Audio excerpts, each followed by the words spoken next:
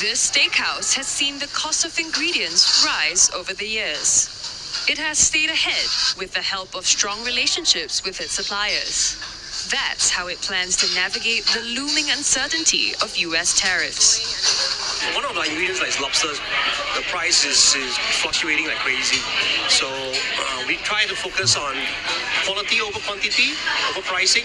If it's something that we have to increase the price, we have no choice, but like maybe lobster we're taking less. We just don't sell lobster for the time being rather than put in a crazy increase in price on our consumers. So we try to balance out with clever menu engineering. To deal with uncertain supply, this hot pot restaurant now makes meat orders just once a week.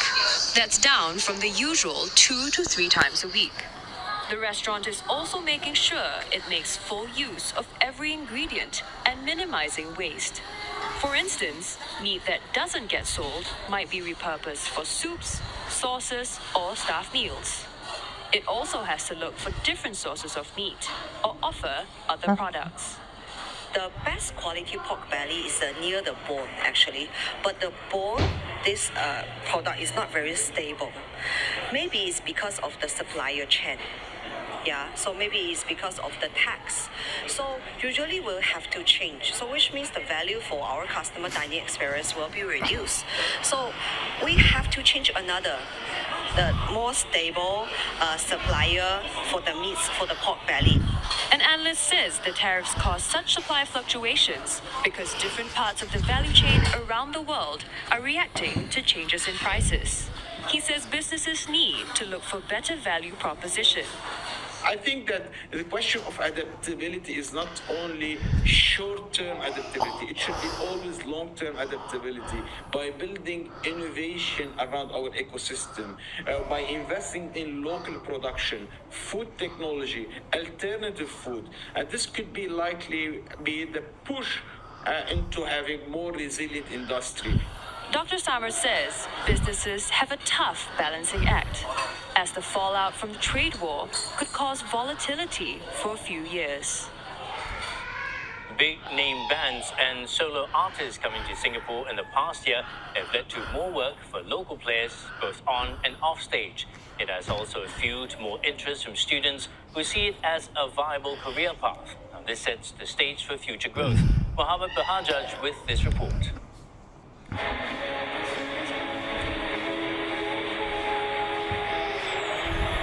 It was a sky full of stars for local electronic musician Jasmine Soko when she opened for Coldplay early last year. Since then, more doors opened for her, including being invited to perform at an international festival. Now, she's on tour with local Mando pop superstar JJ Lin. She hopes more Singaporean artists will get the same opportunity she had. I think there definitely are more people listening to my music after that gig, and there are also more people who would tell me things like, oh, they visited from all over Southeast Asia. And because the whole opening was about 6 nights and I opened for 3 nights, so there were a lot of people coming up and telling me that they discovered me through it. Similar success has been seen behind the scenes.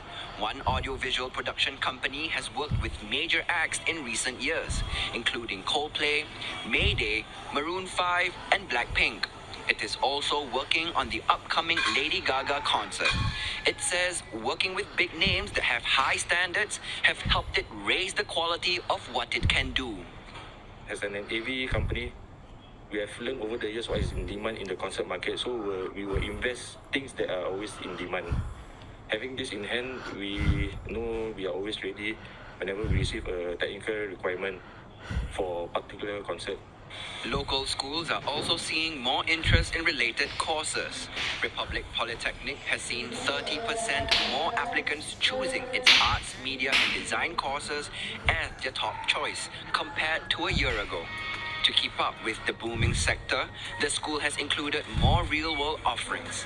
This includes industry certification and exposure to a broad range of production events. We extended our internships from 6 months to a year.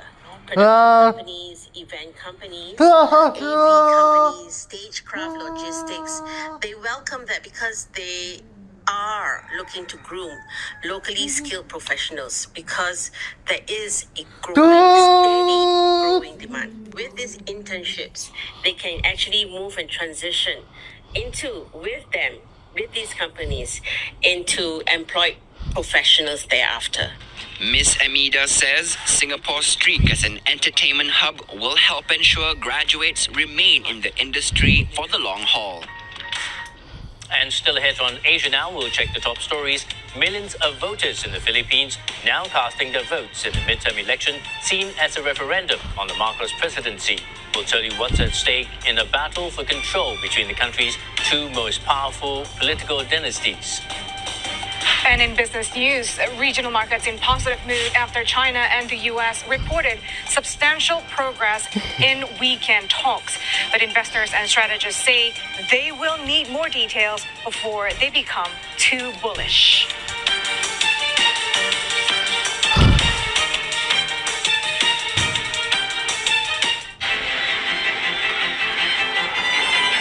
Unlock the best of Europe and beyond. Visit Trafalgar.com.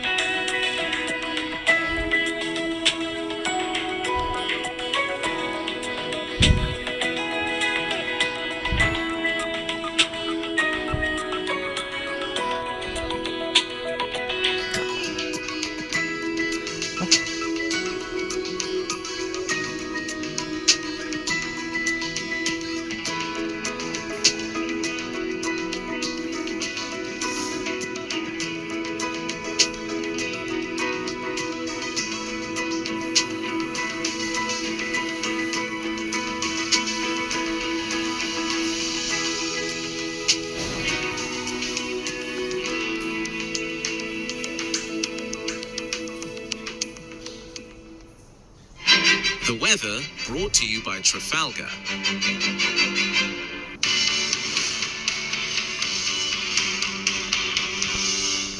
With the uncertainties of the financial world, where does our economy truly stand?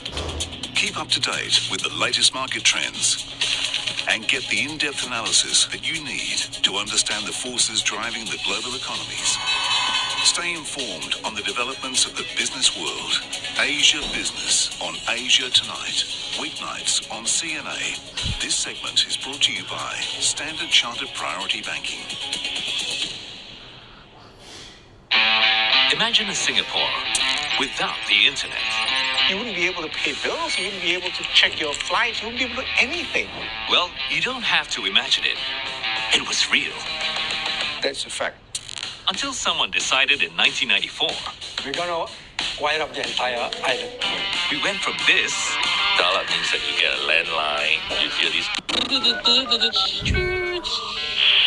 To this. Suddenly you have Wi-Fi and it's like, oh my God. It was incredible.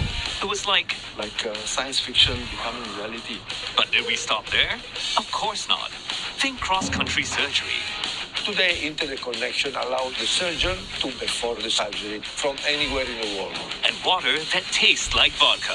We put this together to trick their brain, basically. What's next? Watch the internet and us on demand at cna.asia. This is Asia Now. It's 12 p.m. in Singapore and Hong Kong, 9:30 in New Delhi, and 11 o'clock in Jakarta. I'm Paul Sik. At this hour, voting underway in the Philippines midterm elections, where more than 18,000 seats are up for grabs. The polls widely seen as a proxy battle between President Ferdinand Marcos and his deputy Sara Duterte.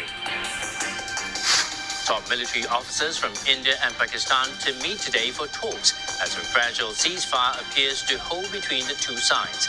Tensions have eased along the disputed border, with both countries saying communication lines remain open.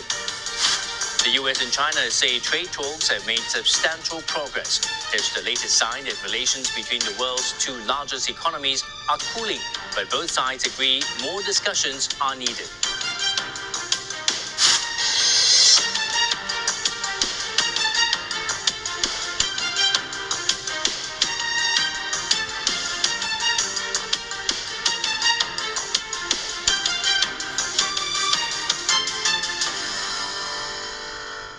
Voting is underway across the Philippines in the country's midterm elections. Around 69 million